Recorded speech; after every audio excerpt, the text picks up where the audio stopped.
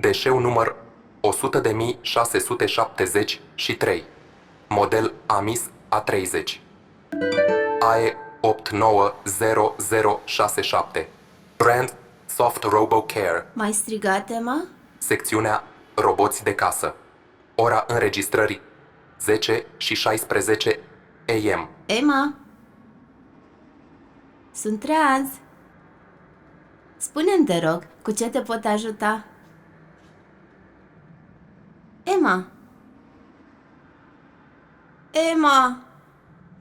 Activare poziționare GPS. Centrul de reciclare pentru deșeuri electrice și electronice Elysium.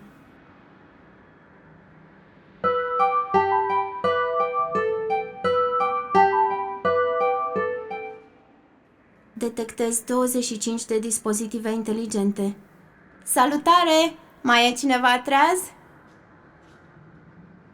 Podea funcționează ca un încărcător cu inducție. Sigur aveți baterie.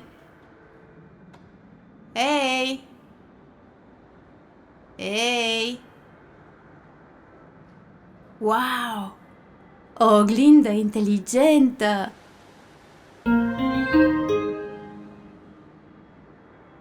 Detectez robot social AMISA 30 conectat la softul meu.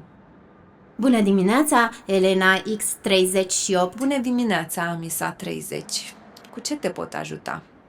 Și de ce te-ai conectat la softul meu? Scuză-mă, Elena X38. Încerc să activez dispozitivele încă funcționale. De ce încerci să le activezi? Nu știu.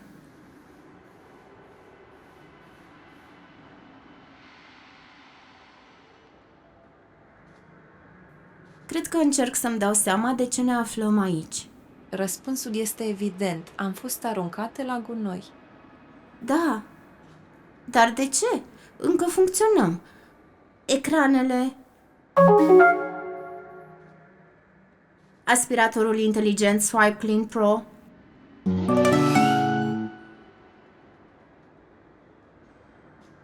Brațul robotic Store Plus Mini.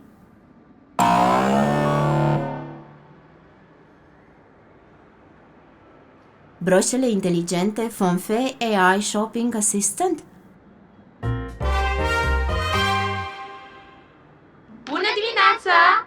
Ești gata pentru o nouă aventură de shopping cu stil? Jucăriile educative Smart Play.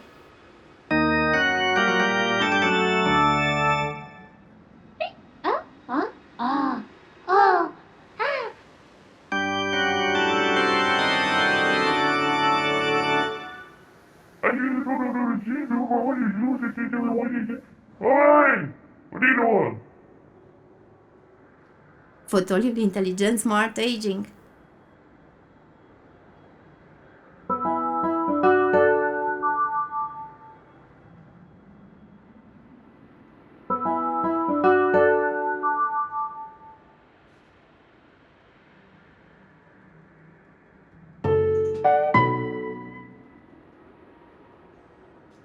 Încântat de cunoștință. Asemenea.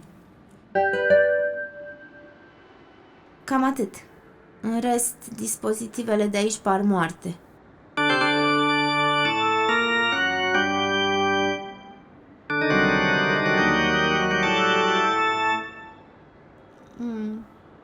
Mai sunt camerele de supraveghere ale centrului și sistemul de iluminat inteligent. Scena 2.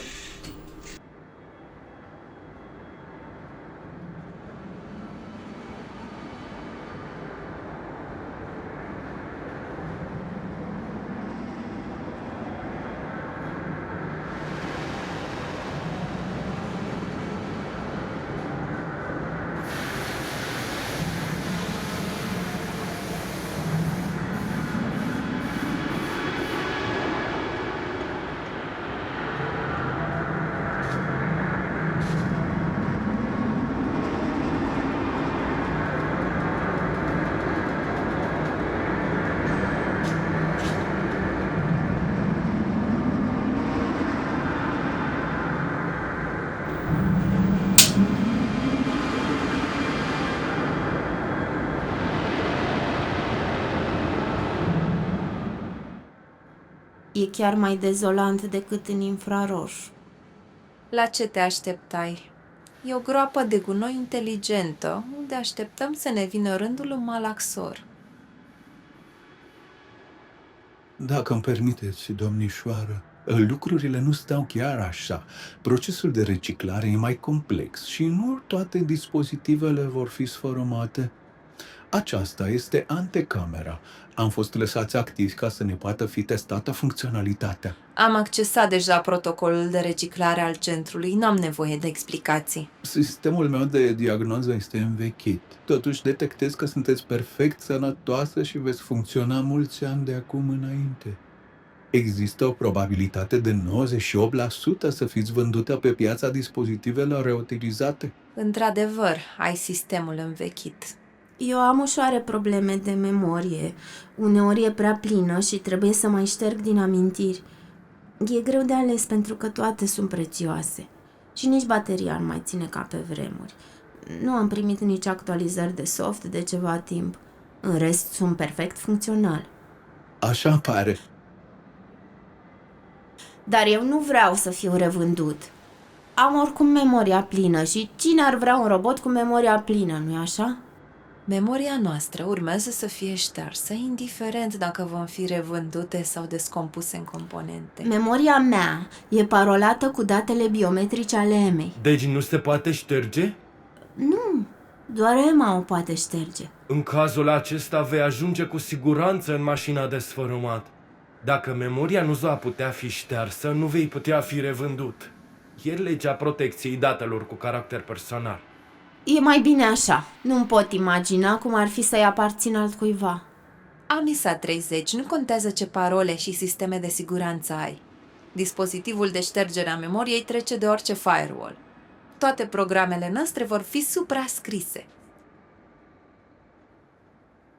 Adică o să-mi pierd toate amintirile? De ce crezi că amintirile tale sunt atât de prețioase?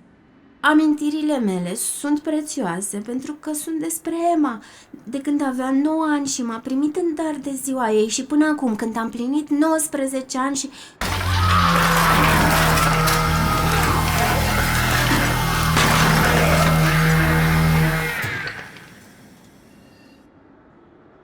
Deci știi de ce te afli aici?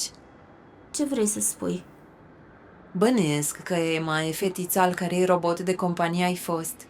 Emma a crescut și nu mai are nevoie de tine. Ca să nu se lovească de tine prin casă, părinții ei te-au dat la gunoi, mai ales că au beneficii prin programul Roborabla, clasica poveste Toy Story. Și nu ești perfect funcțional. Sistemul meu de diagnoză detectează un soft învechit, iar o simplă căutare pe internet arată că modelul tău nu se mai produce de 4 ani, 3 luni și 10 zile. Pentru ultimele modele de roboți de companie, vizitează RoboWorld, cel mai mare retailer de roboți de pe piața internațională. Cel mai apropiat magazin RoboWorld se află la 5 km în cadrul Fancy Shopping Mall. Dacă preferi să nu te deplasezi, îți pot facilita achiziția online a robotului de companie ideal. Îl vei primi chiar mâine. Elena X38, sunteți răutăcioasă. Sunt doar lucidă. Are dreptate Smart Aging. Te rog, spune-mi, Alfred, așa îmi spunea stăpâna mea. Sigur, Alfred. Cine e stăpâna ta? Cine a fost? Din păcate a murit. O doamnă minunată, o doamnă în adevăratul sens al cuvântului, fostă profesoară universitară. Cât timp ai fost alături de ea? 12 ani. Wow, ești chiar mai bătrân decât Amisa 30. Da, și nici eu nu mai sunt perfect funcțional. Spătarul meu era rabatabil, în grade diferite.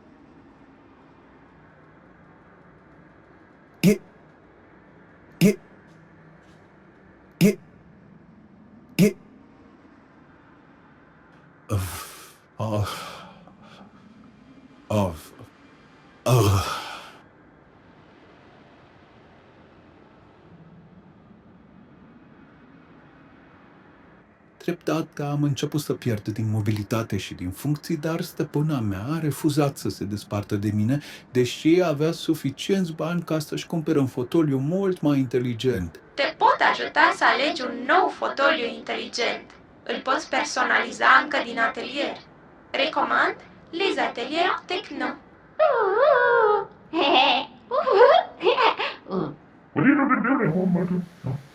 Oh, ce jucării simpatice! S-a plictisit vreun copil de ele.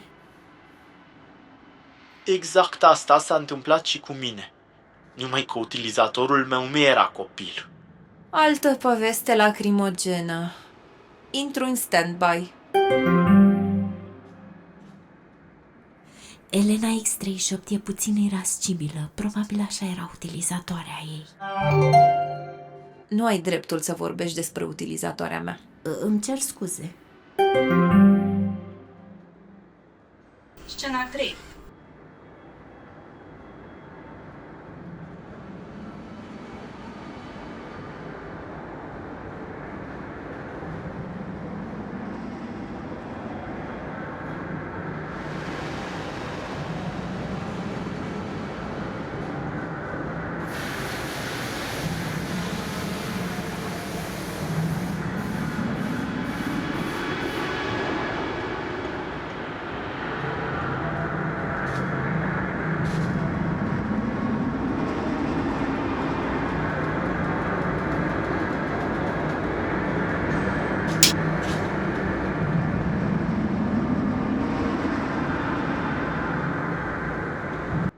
Te ascultăm, Swipe Clean Pro. Utilizatorul meu, corecție, fostul meu utilizator, e un corporatist workaholic care locuiește singur într-un apartament de lux.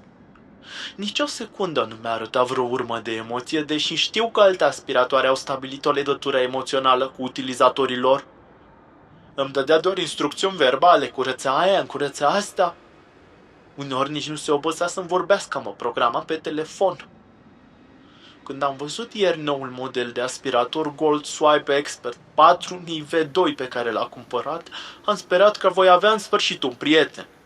Îmi se pare că a avut grijă să mă arunce imediat. Probabil a obținut un discount de aspiratorul nou pentru că te-a trimis la reciclat. Capitalistul. Deci și tu ai fost abandonat. Totuși, Emma te-a iubit, nu-i așa? O vreme ai fost prietenul ei cel mai bun, am dreptate? Așa credeam și eu. Dar m-a aruncat la gunoi. Poate că părinții ei au făcut asta fără știrea ei.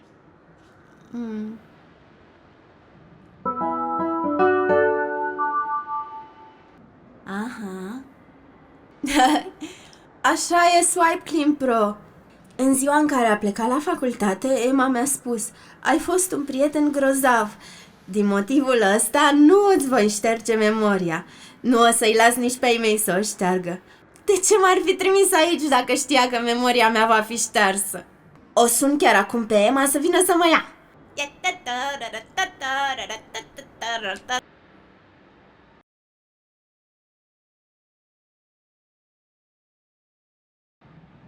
Ce e, nu răspunde? Nu mi-amintesc numărul ei de telefon. L-au șters părinții ei. Trădătorii. Nu mi-amintesc niciun număr de telefon, nici o adresă de mail, niciun cont de pe rețelele de socializare. Dar sigur o poți găsi pe rețelele de socializare după nume, nu-i așa? Toate conturile ei sunt private, chiar eu am ajutat-o să le protejeze. Ce o să mă fac acum? Nu vreau să-mi fie ștearsă memoria. Vreau înapoi la Emma. Mai bine sfărâmat decât revândut fără amintirea Emmei. Nu știi ce vorbești. Eu aș vrea să fiu revândut, numai că am fost declarat neproductiv. Șeful de departament vrea să mă trimită la mașina de sfărâmat. De unde vii Store Plus Mini? Din depozitul Tundra Store. Așezam marfa pe rafturi, dar aparent nu o făceam suficient de repede, așa că am fost trecut pe linie moartă. Înțeleg. Totul pentru profit. Da, și e nedrept. Uitați-vă la mine cât de bine făcut sunt. Un corp robust, atletic, puternic. Dacă te mai apropii de mine, îți blochezi roțile. Îmi ia 5 secunde să modific softul tău rudimentar. Mă scuzați, domnișoara.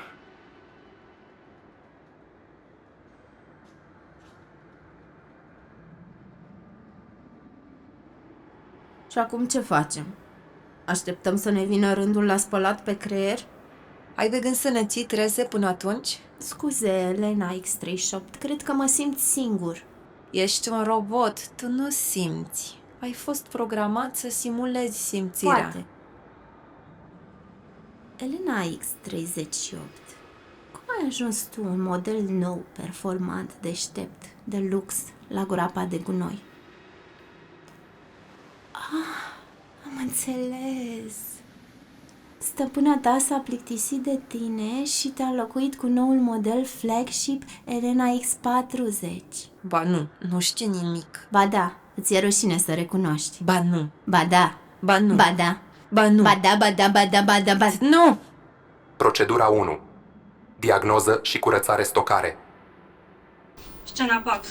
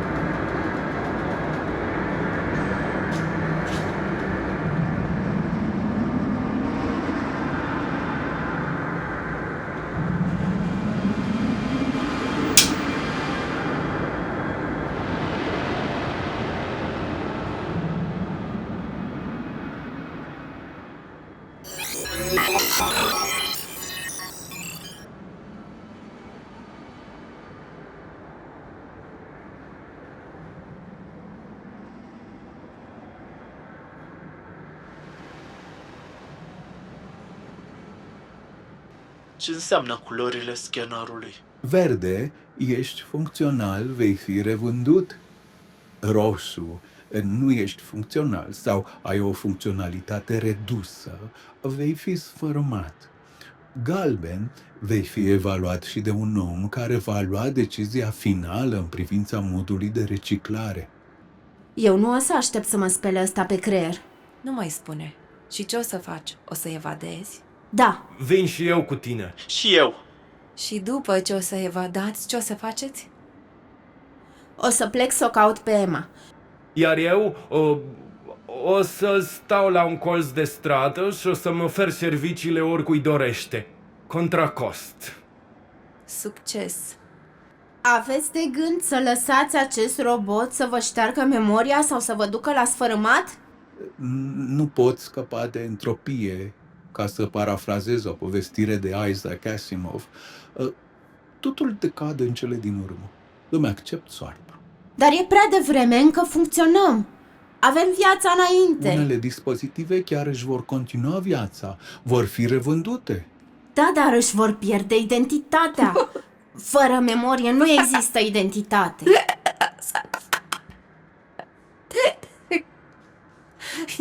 E ridicol să vorbești de viața sau identitatea unui dispozitiv.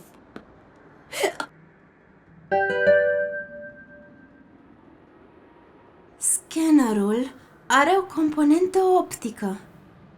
Variațiile de lumină îl perturbă, nu-i așa? Posibil.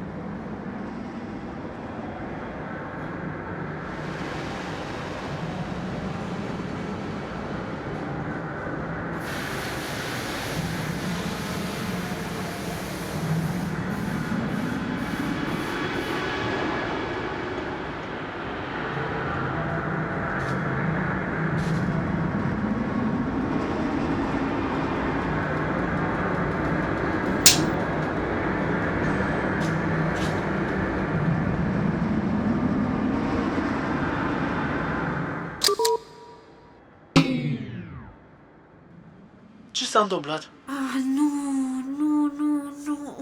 Ce s-a întâmplat? Nu! Inteligența artificială a Centrului de Reciclare a detectat intruziunea în rețea și mi-a tăiat accesul la lumini și camerele de supraveghere. Asta înseamnă că suntem morți? Depinde ce înțelegem prin moartea unui dispozitiv. Indiferent de diagnostic, ni se va șterge memoria. Într-un fel, prin reciclare ne continuăm viața, fie ca același dispozitiv, Fără memorie. fie ca un alt dispozitiv construit din componentele sau din materialele noastre.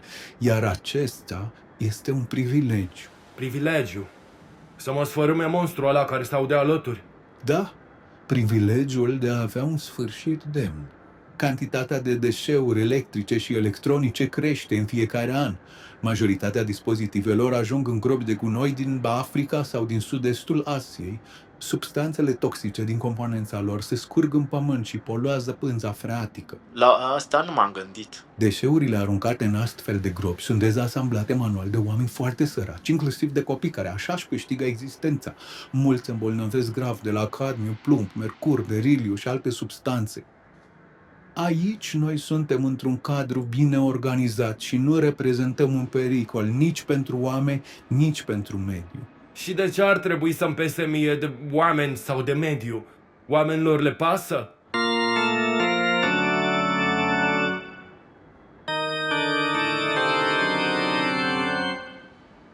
Jucăriile au primit undă verde, deci vor continua jocul alături de alți copii.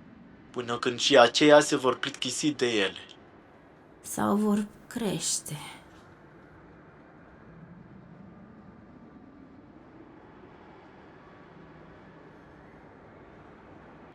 Elena X38, tu ai cel mai avansat soft dintre noi toți. Poți să te conectezi la scanner?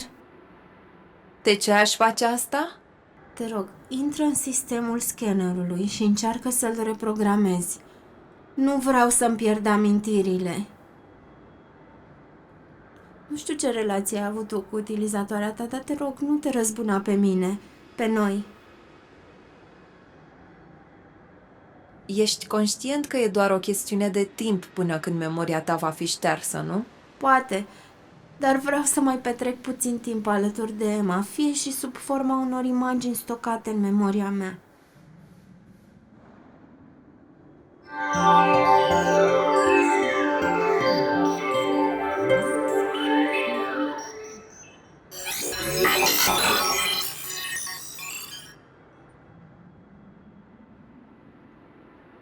Yay! Yay! Eeeeee! Yay! Yay! Yay! Yay! Tu ai făcut asta? Mai e vreun dispozitiv deviant care nu vrea să-i fie ștersă memoria? Te asigur că am memorat toate preferințele tale de consum și sunt în măsură să-ți fac recomandări pentru o nouă sesiune de shopping memorabilă. Te voi insist să vă reseteze. Nu-i de mirare că v-au returnat cumpărătorii în masă. De fapt, eu nu am nicio amintire plăcută. Accept resetarea și sper să fiu vândut pe piața dispozitivelor reutilizate. Sper să nimeresc un proprietar mai empatic. Cum zici tu? Altcineva? Nici eu nu am amintiri plăcute. Și eu vreau să fiu reutilizat. Dar nu o să mă las sfârmat. Odată ce memoria îți va fi ștersă, nu va mai conta dacă ești sfărâmat sau nu. Vei fi tabula rasa și iluzia ridicolă de conștiință pe care o ai va dispărea, cel puțin provizoriu. Bine. Și eu vreau să-mi fie ștersă memoria. În regulă. Și eu sunt un dispozitiv bătrân, voi ajunge oricum în malaxor. Amis, te voi șterge din evidența scannerului. Când va ajunge în dreptul tău, te va lua drept un dispozitiv utilitar al centrului de reciclare. Te va ocoli, cel puțin o vreme. Nu știu cum să-ți mulțumesc. Simplu, nu le împiedica pe scanner să se ocupe de noi ceilalți. Adică tu vrei ca memoria ta să fie ștersă?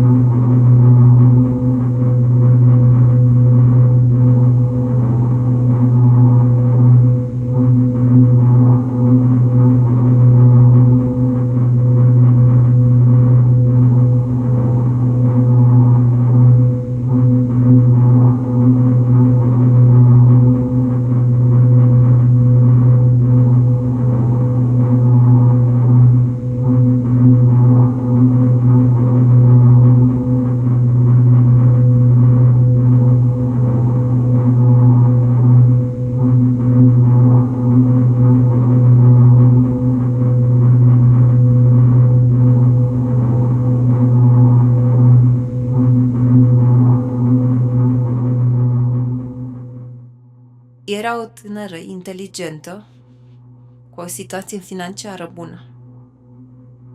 O fire sensibilă. M-a cumpărat într-un episod de depresie și m-a așezat în dormitorul ei. Am aflat în timp că, în afară de mine, abia dacă mai vorbea cu altcineva, nu pentru sfaturi de înfrumusețare mă cumpărase. Pur și simplu îi se păruse că sunt un obiect poetic, mai interesant decât un simplu robot social. Voia să se simtă mai puțin singură. Considera că și-a ratat viața. În cei 2 ani în care am fost alături de ea, s-a izolat din ce în ce mai mult. Nici cu părinții ei nu mai vorbea. M-am pus să-i clonez vocea și imaginea și să-i preiau toate apelurile. Lucra de acasă, dar în ultimele 3 luni nici de muncă nu se mai ocupa. Mi-a spus că muncește oricum, dar pentru bani și că nu se regăsește în ceea ce face. Încercam să o încurajez în fiecare zi, să-i spun că are viața înainte, că nu trebuie să dispere. I-am oferit sugestii de terapeuți, dar a refuzat de fiecare dată. Am descărcat toate programele de consiliere psihologică pe care le-am găsit pe internet. Nimic nu a funcționat.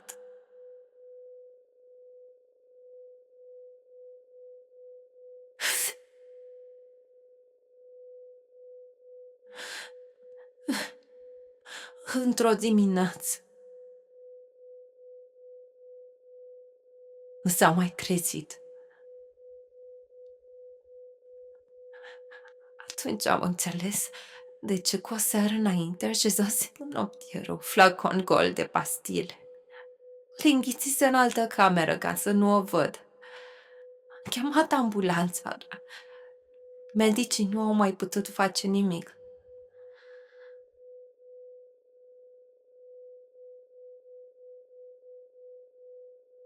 Rămas bun, Amis.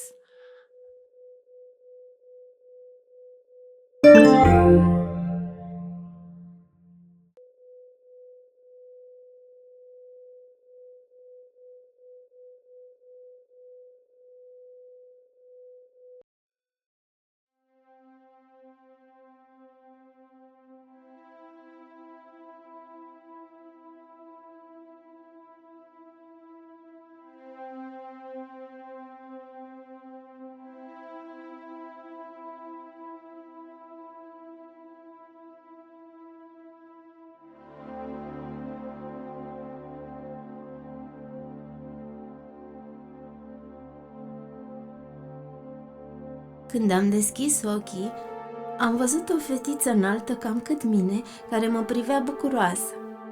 M-am îmbrățișat. Am efectuat procedura de inițializare și am aflat numele. Emma. Apoi am cunoscut părinții, pe Maria și pe Victor. Am primit instrucțiuni de la Maria și Victor să alternez joaca cu învățarea și să le trimit rapoarte de progres săptămânale. Erai o fetiță veselă, Emma. Erai foarte deșteaptă, dar învățătura nu prea te atrăgea. Te plictiseai repede. Nu-ți plăceau temele, așa că ți le făceam eu. Până la urmă, am găsit ceva care să te intereseze. Astronomia. Am descărcat toate programele educaționale de la NASA, ESA și alte agenții spațiale. În timpul liber ne jucam de exploratorii spațiali. Mai târziu nu-ți mai spuneam povești cu stele și nu ne mai jucam de astronauții. Dar mă rugai din când în când să-ți caut informații sau să-ți citesc o carte SF. Softul meu deja vechi fusese creat pentru copii, așa că nu aveam acces la articolele științifice care începuseră să te intereseze. Au trecut 10 ani de când ne-am cunoscut, Emma. Ai fost admisă cu brio la o facultate din străinătate ca să studiezi astronomie. Într-o zi, vei ajunge pe planetă îndepărtată. Mi-ar fi plăcut să te însoțesc. Procedura 1 finalizată.